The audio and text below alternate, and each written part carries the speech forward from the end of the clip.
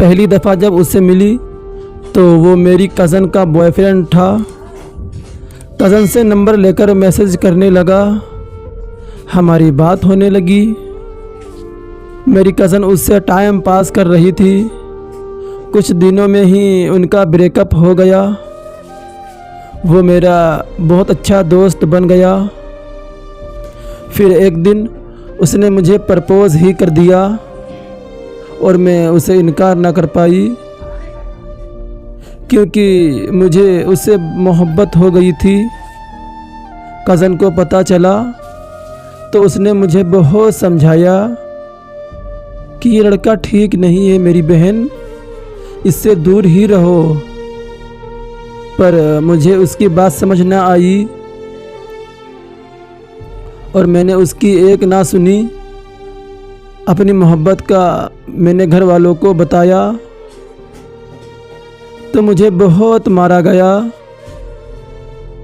मुझसे फ़ोन तक खींच लिया गया, मेरा कॉलेज जाना बंद कर दिया गया। मैंने समझा उस वक्त के ये सब बहुत जुल्म हो रहा है मेरे साथ सब बहुत बुरा सलूक कर रहे हैं। बहुत मिन्नतों और तरलों के बाद सब ठीक होने लगा और मेरी दोबारा से उसे बात होने लगी। मुझे लगा सब ठीक हो रहा है। ईद का दिन था और उसकी कॉल आई और बोला कि मेरी फैमिली नहीं मानी हमारी शादी के लिए। आज के बाद मुझे कॉल या मैसेज मत करना। मैं ना तो उसे कुछ सह सकी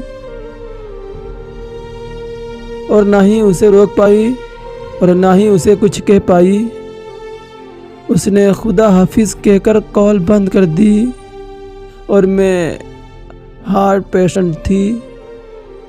मुझे ये सब सुनकर हार्ट अटैक आया। कुछ ही देर में आंखें दर्द से बंद हो गईं। अस्पताल से वापस तो आई मगर एक जिंदा लाश बनकर। मुझसे जब उसकी जुदाई बर्दाश्त ना हुई तो मैंने उसे दोबारा रब्ता किया। पागलों की तरह उसकी मिन्नतें करने लगी कि खुदा का वास्ता है मुझे ना छोड़ो, मैं मर जाऊंगी। पर उसको मेरी हालत पर तरस नहीं आता। मैं ज़हनी मरीज़ बनकर रह गई। कई सालों से उसे राब्ता तो नहीं है, पर उसके दिए हुए ज़ख्म से बहुत तकलीफ़ में आ जाती हूँ। अब दुआ है कि किसी दिन सुकून की नींद सो जाऊँ हमेशा के लिए। पता नहीं लोग ऐसा क्यों करते हैं, किसी के साथ ऐसा जुल्म क्यों करते हैं। मुझे तो कुछ भी समझ नहीं आता कि लोग ऐसा क्यों कर लेते हैं। दूसरे इंसान को क्यों इतना सताते हैं। अगर मोहब्बत नहीं करनी होती है तो लोग टाइम पास क्यों कर लेते हैं। पता नहीं लोग ऐसे क्यों होते हैं। मेरी तो कुछ भी समझ में नहीं आ रहा है।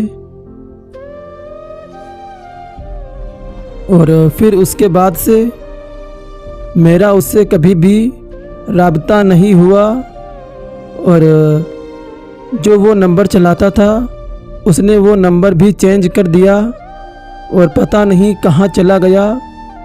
दोबारा उससे मुलाकात भी नहीं हो पाई और अब मैं बहुत ज़्यादा बीमार हूँ और उसे बहुत याद करती हूँ। पता नहीं कब मेरी आंखें बंद हो जाए। तो दोस्तों, आप लोगों को ये कहानी कैसी लगी? प्लीज़ कहानी को लाइक करें और इसी तरह की लव की कहानियाँ सुनने के लिए हमारे इस चैनल को सब्सक्राइब करें और बेल आइकन को भी दबाइए ताकि हमारी जो नई वीडियो अपलोड हो सबसे पहले आप तक नोटिफिकेशन पहुंच सके। फिर आपसे मुलाकात होगी एक और नई वीडियो में। तब तक के लिए बाय बाय।